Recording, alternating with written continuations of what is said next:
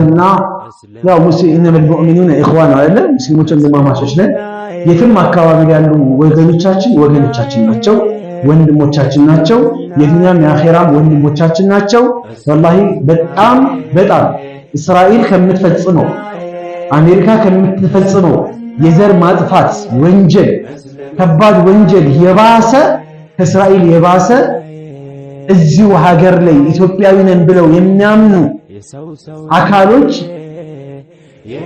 ሀገር አክሱም ላይ ሙስሊም ትናንትና ወገኖቻችን ጁማ ሰላት ለመስገድ በወጡበት ኢባዳ ለመስራት በወጡበት ከባድ የሆነ ድብደባ ተፈጽሞባቸዋል። ድሮ በድምጻችን ይሰማ ህወሓት ሙስሊሙ ላይ ሲያደርግ የነበረውን ነገር ዛሬ ላይ ያን ነገር እየፈጸሙባቸው ነው። ወንጀላቸው ምንድነው? ምን አጥፍተው ነው? መስጊድ የላቸው አደባባይ ላይ የሚሰግዱት አይደለም። ድምጽ ማውጣት አይችሉ፣ ምንም ነገር ማድረግ አይችሉ። እንደዚህ መሆናችሁ ይሄንን ነፃነት አንሰ ትናንትና ሂጃብ ላይ ምን ብያችሁ ነበረ?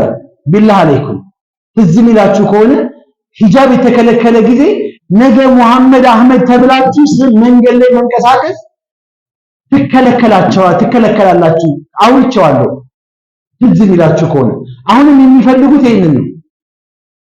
አይችሉስም፣ አይሳካላቸውም፣ ግን የሚፈልጉት ይሄንን ነው።